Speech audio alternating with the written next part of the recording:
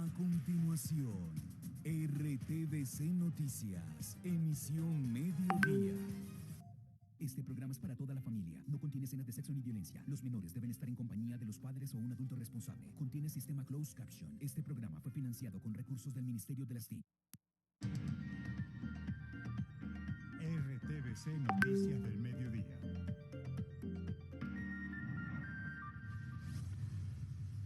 Exclusivo RTVC Noticias. Investigan quién es esta mujer que habría compartido con John Poulos horas antes del asesinato de Valentina Tres Palacios y si sabe algo del crimen.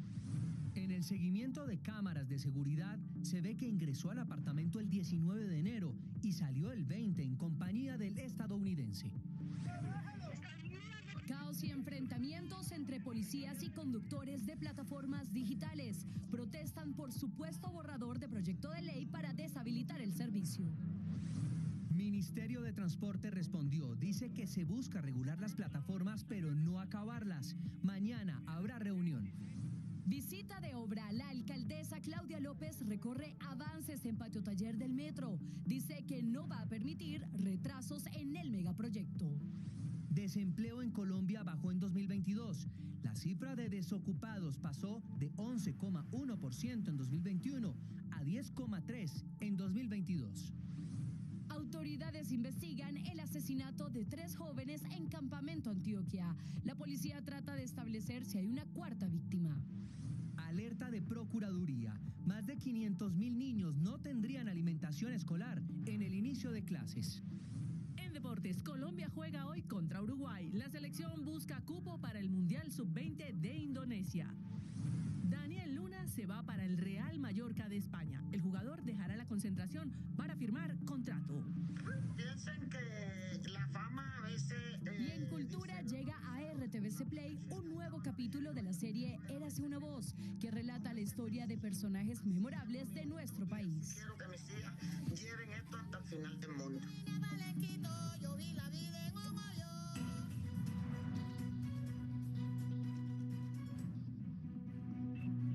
Bienvenidos, somos el noticiero de todos. RTVC Noticias conoció en exclusiva que las autoridades trataban de establecer la identidad de una mujer que acompañó a John Poulos horas antes del asesinato de Valentina Tres Palacios. Carolina y televidentes, en las cámaras de vigilancia del edificio en donde ocurrió el crimen quedó grabado el instante en el que la persona llega con Poulos el 19 de enero y sale hasta el 20. Juan Carlos Giraldo, ¿qué otros detalles se conocen? Lo escuchamos.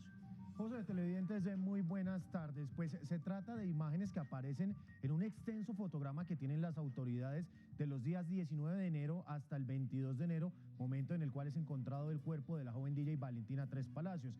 En específico, hoy revelamos imágenes de una segunda mujer, una mujer que es identificada por las autoridades como compañera y que entra al mismo apartotel en el que fue asesinada la DJ Valentina Tres Palacios, pero que sale horas después de haber interactuado allí con John Poulos. Exclusivo RTVC Noticias.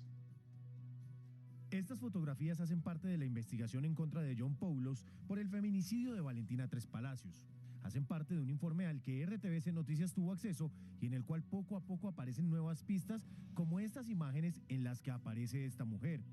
Son 4 imágenes. En las 2 primeras se puede observar a John Poulos a las 11:20 de la noche saliendo del apartahotel en el que se estaba hospedando. En una imagen cerrando la puerta y en la otra tomando el ascensor. 5 minutos después, Poulos regresa al predio, esta vez acompañada de una mujer que no ha sido identificada y que en este fotograma es nombrada como compañera. Para las autoridades hay varias cosas que llaman la atención. La primera, ¿quién es la mujer y qué relación tenía con Poulos? Y la segunda, ¿por qué razón abandona el lugar a las 12:56 am? Es decir, estuvo en el lugar solo 1 hora entre la noche del 19 de enero y la madrugada del 20. Esta mujer puede tener información valiosa para el proceso, pero además quieren saber si en algún momento pudo haber sido víctima de algún tipo de agresión, ya que no se le vuelve a ver en los registros de las cámaras de seguridad. Precisamente sobre este tema y la audiencia que se tenía prevista para hoy en la que se enviaría o no a la cárcel a John Poulos. Esta audiencia fue aplazada hace pocos minutos, pues el abogado que representaba los intereses del ciudadano norteamericano renunció al caso y dijo que está recibiendo amenazas. Desde el pasado día miércoles 25 de enero de 2023, en mis redes sociales, de manera personal, por llamadas telefónicas y por todas las vías, he recibido amenazas.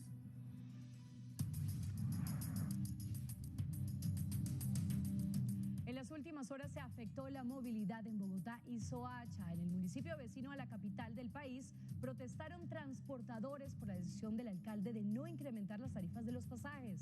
Katy Sánchez, ¿cuál es la situación a esta hora? Buenas tardes.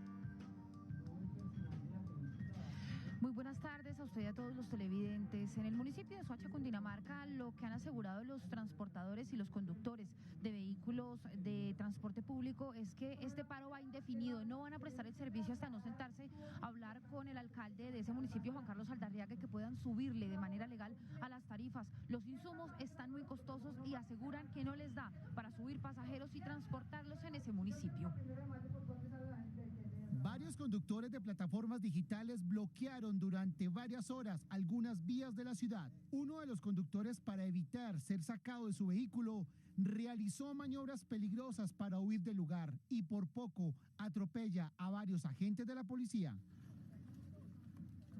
Luego es interceptado por las autoridades, que rompen el vidrio del automotor para poder sacar al conductor, que minutos antes por poco comete un accidente. Sobre este hecho, el presidente Gustavo Petro se pronunció en redes sociales. Todo integrante de la policía, a pesar de la presión que pueda surgir, como ver a un compañero atropellado, debe autocontrolarse. Por su parte, la Secretaría de Movilidad del Distrito indicó que se llevaron a cabo todas las medidas correspondientes. No toleramos los hechos de violencia frente a servidores públicos y que no toleramos los bloqueos en la ciudad. El balance total de las autoridades fue la inmovilización de 17 vehículos, 36 comparendos impuestos a las personas que estaban protestando. Ya volvemos con usted, Katy, porque a propósito de las protestas de los conductores de plataformas, el ministro de Transporte explicó el objetivo de la ley que proyecta el gobierno nacional y le envió un mensaje de tranquilidad a los manifestantes. Delegados del gobierno se reunirán con los gremios de conductores para discutir el proyecto que busca combatir la piratería a través de sanciones y regulaciones. Sin embargo, aclaran que no buscan acabar con las plataformas de transporte. No, eso es un error. Y es mi propuesta que le he hecho a las plataformas en mi sector es qué propuestas tienen para que entren a prestar formalmente el servicio de transporte. Eso es lo que queremos. El ministro aseguró que en la tarde de este miércoles se reunirán con el sector para evaluar las medidas e incluir propuestas. Todos para construir un documento que ningún gobierno del pasado ha querido asumir. Indicó que el proyecto aún está en borrador y que el definitivo será construido a partir de las conversaciones con el sector de transporte. Katy, vuelvo con usted al sur de Bogotá porque la alcaldesa Claudia López adelanta un recorrido por las obras del patio taller de la primera línea del metro. Katy, ¿qué ha dicho la alcaldesa sobre esto? Lo que ha manifestado la alcaldesa de Bogotá, Claudia López, y que acaba de dar noticias que en el mes de marzo ya se tendrán los estudios de detalle de la primera línea del metro. En este momento estamos en el patio taller del metro y lo que ha asegurado la alcaldesa es que nada, ni siquiera el gobierno nacional podría retrasar la construcción de este metro, que ya había dejado desde la alcaldía de Enrique Peñalosa, ya se estaba planeando y ya en este momento este patio taller está en un 68,36. Primera línea del metro. En este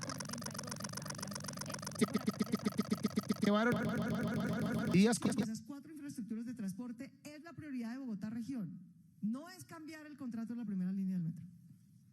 Si es que llegáramos eventualmente a un acuerdo sobre ese cambio, en un mismo convenio de cofinanciación se cofinancian las 4 cosas. Bogotá no va a aceptar que le cambien sus proyectos prioritarios que siguen por un cambio en la primera línea del metro.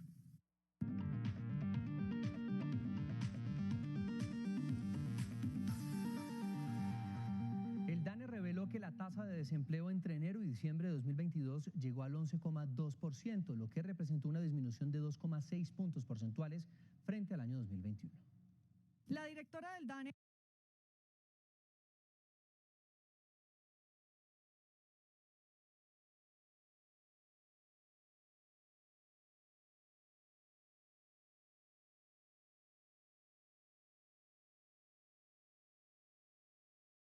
tasas de desempleo? Arauca con una tasa de desempleo de casi 30, 29.4, Quibdó 23.8, Mocoa 23.8, son las tasas más altas para el país, seguidas de Mocoa 18.9, Puerto Carreño 18.9, Valledupar 16.1, Ibagué 16. En solo diciembre la tasa de desempleo bajó al 10,3%, es decir que en Colombia la población ocupada llegó a 22,4 millones y hubo más de 970.000 puestos de trabajo que en 2021. En zona rural de Campamento, Antioquia, 3 jóvenes fueron sacados de sus casas por hombres armados. Después de fotografiarlos, sus captores los asesinaron. Las autoridades investigan si hay otra víctima. Más información con Wilson Cartagena, periodista de la Radio Nacional de Colombia. Las primeras hipótesis apuntan a que los jóvenes fueron sacados de sus casas y luego ultimados con arma de fuego en hechos ocurridos en zona rural del municipio de Campamento. Hombres armados se llevan a 4 jóvenes de zona rural del municipio de Campamento. Posteriormente, estos jóvenes son hallados muertos en una zona muy cercana a la zona donde fueron retenidos. No tenemos mayor información de nombres ni de nada, pero sí sabemos que eran jóvenes de la zona. En total fueron 4. En este momento, una comisión de la Policía, Fiscalía y Ejército se trasladaron hacia el lugar de los hechos para iniciar con las investigaciones correspondientes. De acuerdo con autoridades, en esta zona del departamento se da una disputa territorial entre el Clan del Golfo y las disidencias de las FARC. Radio Nacional de Colombia y RTVC Noticias conectados 24/7. Miren, y a propósito de las disidencias de las FARC, hay preocupación por un nuevo patrullaje de ellas, del Frente 33 exactamente, en San Calixto, norte de Santander. Según la información preliminar, cerca de 10 hombres recorrieron las calles del municipio, como ustedes están viendo, y pues hablaron con la gente. El recorrido duró aproximadamente unos 10 minutos. A este hecho lo antecede el patrullaje realizado el pasado 16 de enero en Balboa, Cauca. Trasladaron desde la cárcel La Picota a la de Santander a Over Martínez, alias el Negro Over, líder de los rastrojos costeños por seguir extorsionando a los comerciantes de Barranquilla desde el penitenciario de Bogotá. El traslado busca evitar que el recluso siga cobrando dinero a los dueños de las tiendas del norte y sur de la ciudad. El pasado 13 de enero fue allanada su celda en La Picota, donde hallaron el celular con el que estaría operando. Organismos de control alertaron que más de 530.000 niños y niñas no recibirán sus raciones del PAE durante el inicio del calendario escolar. La Contraloría General de la República alertó sobre las demoras en la contratación del PAE, que perjudicaría a más de 500.000 estudiantes en el país. 530.000 niños, niñas y adolescentes están en riesgo de no recibir el PAE en el primer mes del calendario escolar 2023. Córdoba, Valledupar, Sucre, Yopal, Santa Marta, Quibdó, Buenaventura, Neiva y Ciénaga aparecen dentro de las alertas de la Contraloría. De las 97 entidades territoriales certificadas, 9 corren el riesgo de no iniciar oportunamente la prestación del PAE por falta de planeación en la contratación. Por su parte, la Procuraduría asegura que son 15 las entidades territoriales que se rajan en el inicio del PAE. Retrasos en la prestación del servicio, como los casos de Sucre, en que el contrato se adjudicará el 8 de marzo, y en Yopal, en que debe adelantarse un nuevo proceso de contratación. Según el organismo de control, esta situación pone en alto riesgo de desnutrición a los niños y niñas que no recibirán el PAE. Precisamente hablando de alimentación, hoy UNICEF reveló cifras sobre obesidad de niños y adolescentes. Según el organismo, la cifra en Colombia sigue creciendo e hizo un llamado de alerta a las autoridades del país. Julie Pulgarín, buenas tardes, adelante con más detalles. Muy buenas tardes para usted y para todos los televidentes. A esta hora nos encontramos en el norte de Bogotá, donde hace unos minutos UNICEF estuvo haciendo el lanzamiento de la campaña Nutrir la Vida, que tiene como propósito reducir la obesidad infantil en Colombia. Y es que de acuerdo con la UNICEF, actualmente el 25% de la población infantil y el 17.7% de los adolescentes sufren de sobrepeso, una problemática que es latente en países de Latinoamérica y a nivel internacional, lo que ha llevado que hoy cerca de 41 millones de niños en el mundo sufran de esta enfermedad. Se trata precisamente de prevenir el sobrepeso y la obesidad a través de la transformación de los entornos obesogénicos en entornos mucho más saludables. Entonces está dirigida a todas las personas que están relacionadas con el cuidado de los niños, niñas y adolescentes. Como parte de esta campaña se realizarán programas y realities educativos que se transmitirán a nivel nacional con el fin de llegar a las comunidades y a los cuidadores para que puedan identificar estos problemas de salud que afectan a niños y adolescentes en todo el mundo y para que con el fin de garantizarles una calidad de vida saludable y óptima. Por ahora esta es toda la información desde el norte de Bogotá. Julie Pulgarín, RTVC Noticias, conectados 24/7.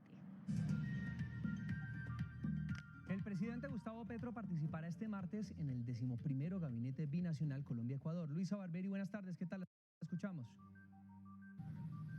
Este martes el presidente Gustavo Petro viaja a Tulcán, Ecuador, donde se reunirá con su homólogo Guillermo Lasso para reafirmar esos compromisos bilaterales. Trabajarán temas que estarán en la mesa como economía, productividad, conectividad, seguridad y también otros temas importantes como el Plan Binacional de Integración Fronteriza, migración, transición energética y uno muy importante para el presidente Gustavo Petro y es la protección de la selva amazónica. Se espera que al finalizar este encuentro se entregue una declaración conjunta a los medios de comunicación y el presidente Gustavo Petro viaja acompañado del ministro de Relaciones Internacionales y canciller Álvaro Leiva, el ministro de Defensa, el ministro de Transporte, la ministra de Medio Ambiente y también el ministro de Educación. Todos los detalles y ampliación de esta información en nuestra emisión central a las 7 de la noche. Luisa Barberi, RTVC Noticias, conectados 24/7.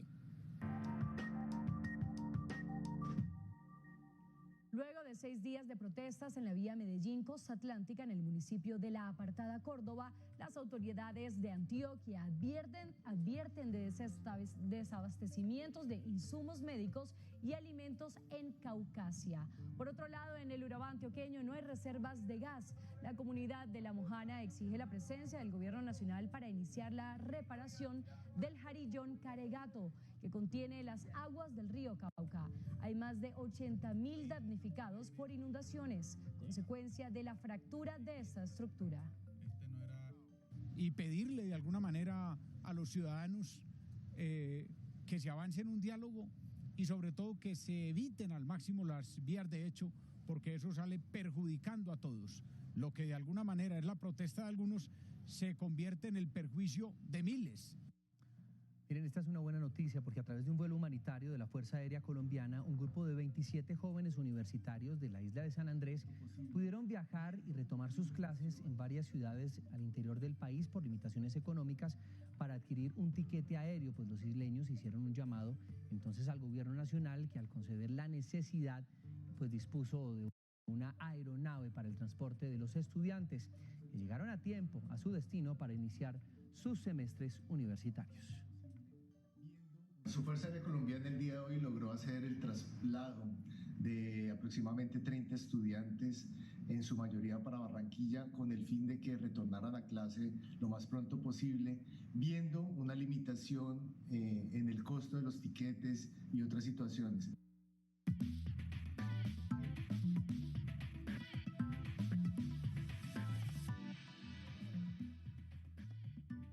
18 minutos, hablemos de deportes. Sigue la fecha 2 de la Liga Colombiana y en el estadio Palo Grande, Once Caldas y Tolima empataron. Repasemos las acciones de ese compromiso, de cómo quedó ese 1-1. Y ahí estaba el escape de Bonet a merced para poder rematar. Eso es en el minuto 33. De esa manera los pijaos se adelantaban, pero señores, miren esto. La posibilidad, minuto 45 más 5, es decir, antes del primer tiempo se había liquidado ese 1-1 y se celebraba. ¿Por qué? Exactamente, la camiseta de los 100 goles con el blanco. El colombiano Eder Álvarez Balanta es nuevo jugador del Schalke 04 de Alemania. El zaguero llega cedido del Brujas de Bélgica a la Bundesliga y estará con el club alemán hasta que concluya la temporada 2022-2023. Allí portará el dorsal número 6. Este será el cuarto club internacional para el jugador que ha estado en procesos de selección Colombia.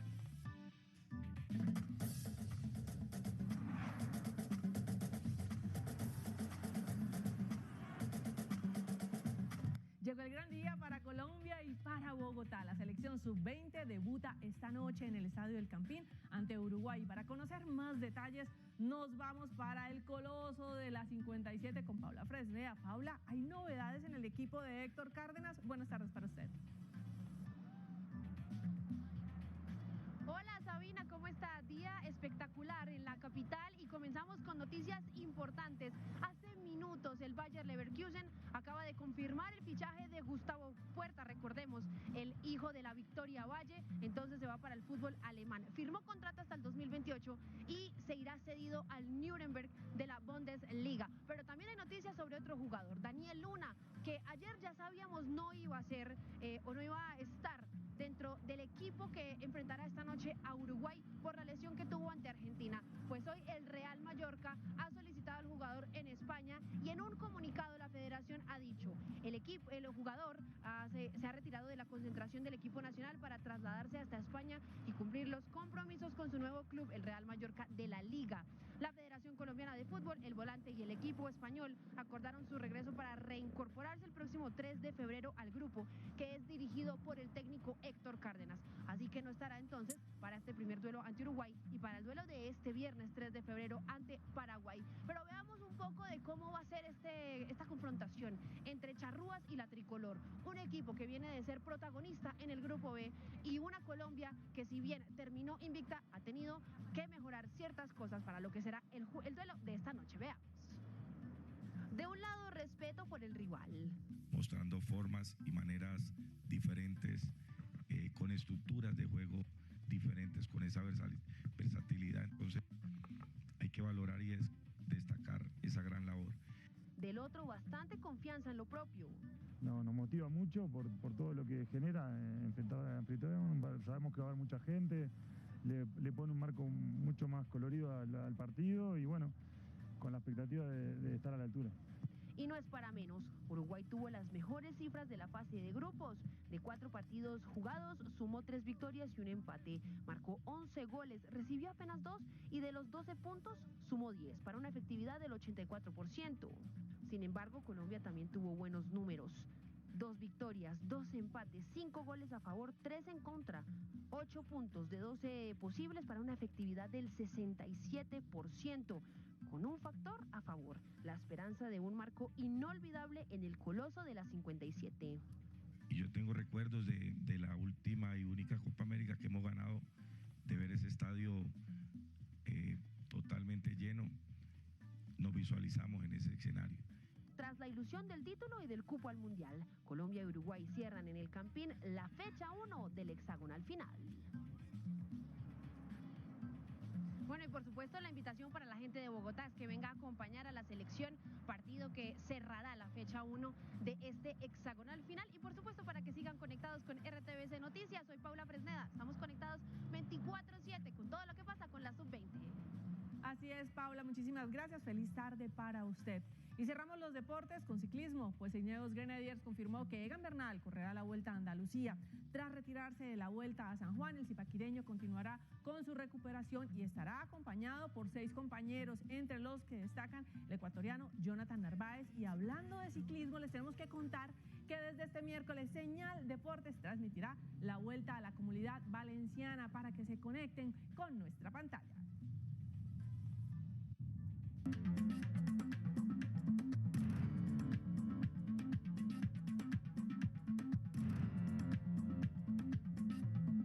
En unas horas el Congreso de Perú retomará el debate de adelantar las elecciones generales como vía de salida a la aguda crisis del país. Así atienden el llamado de la presidenta Dina Boluarte para buscar una solución. Pero en las calles siguen pidiendo la renuncia del Ejecutivo y del Legislativo. El turismo y el abastecimiento nacional son las mayores afectaciones. Salir de una crisis, si se quiere, la más intensa que alcanza a este país de los Andes, no es tarea fácil. Y más si es un proceso que ocurre a 2 tiempos. La ruta institucional intenta descifrarse en recintos del gobierno en turno, cuando en calles se apela por otra, una menos ortodoxa, pidiendo precisamente a esa dirigencia un paso al costado al verlo como artífice de esa inestabilidad. ¡Cierra el Congreso, hermanos provincianos! 250 kilómetros hacia el sur de la capital peruana, corazón corazón operativo de la desobediencia civil con el lugar presidencial de Boluarte es esto. ICA combina fuerza opositora con las del orden. La inmediata y obvia escasez que hace presencia por bloqueos antigubernamentales de carreteras hace que la búsqueda de tan solo una bombona de gasolina sea esto en tierra cusqueña. Pero tenemos que volver a retroceder con el tiempo, como se dice, cocinando a leña o a carbón, lo cual es difícil y aparte que nos lastima los pulmones. Las marchas arrebatan el turismo al pueblo que depende de él. Su joya, la metrópoli inca Machu Picchu, dejó de percibir el gasto de su diaria concurrencia de al menos 4.000 turistas. Desde diciembre, desde el 7 de diciembre estamos con una caída libre, no tenemos cuándo parar, cada día es peor. Esta reiteración fue más aguda anoche. Los Andes vibran y la salida se busca aún. América a Europa porque miles de franceses marcharon en las principales calles del país para protestar contra la reforma con las que el gobierno espera extender a 64 la edad de pensión. Trabajadores de varios sectores pensionaron, presionan para que Macron desista de la medida. Para hacerse una idea de cómo se ve un puñado de cifras en la práctica y de a pie, tan solo hace falta voltear a ver a Francia.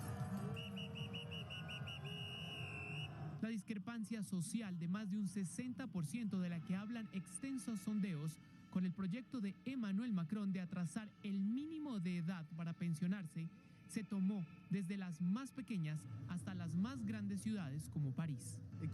Queremos demostrar que 64 años no es posible, no lo queremos. El gobierno tiene que escuchar, si no escucha, empezamos de nuevo. El empuje sindical quiere que sean más de 1 millón de franceses los que den cuerpo a la presión y que así la perspectiva de tener que trabajar más tiempo sea descartada en la baraja de proyectos del gobierno, que hace horas afirmó que va a defender.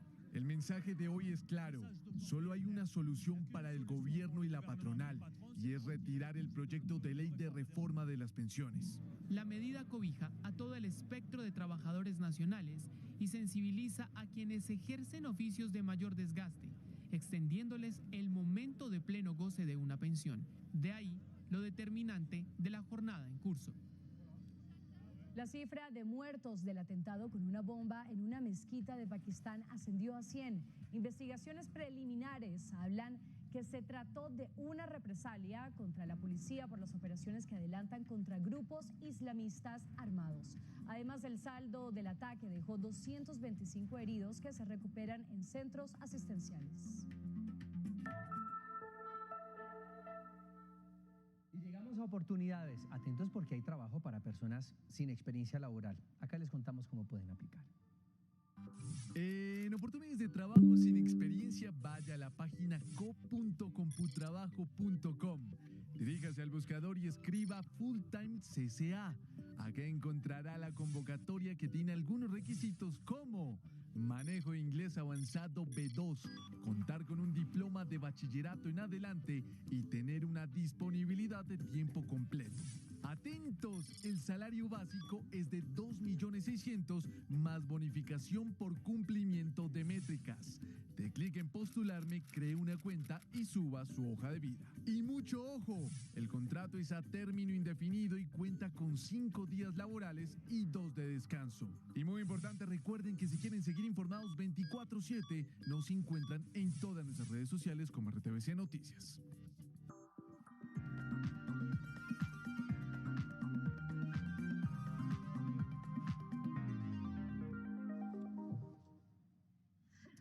Llega a nuestra plataforma de RTVC Play un nuevo capítulo de la serie Érase una voz, que relata la historia de personajes memorables de nuestro país. Un viaje a la imaginación que en esta oportunidad está a cargo de la reina del bullerengue, Petrona Martínez, quien hace un recuento del folclore de las comunidades negras del Caribe colombiano. Recuerde, este contenido lo puede disfrutar de forma gratuita en RTVC Play. Entonces, pam, pim, pam de los tambores.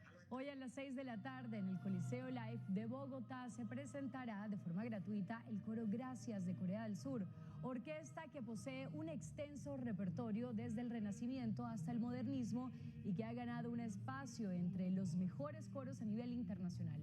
El evento contará con un aforo máximo de 10.000 personas.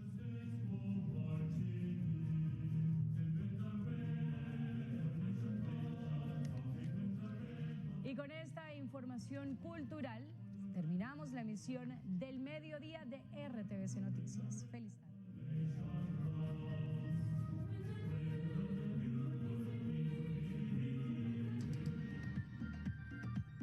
RTVC Noticias del Mediodía.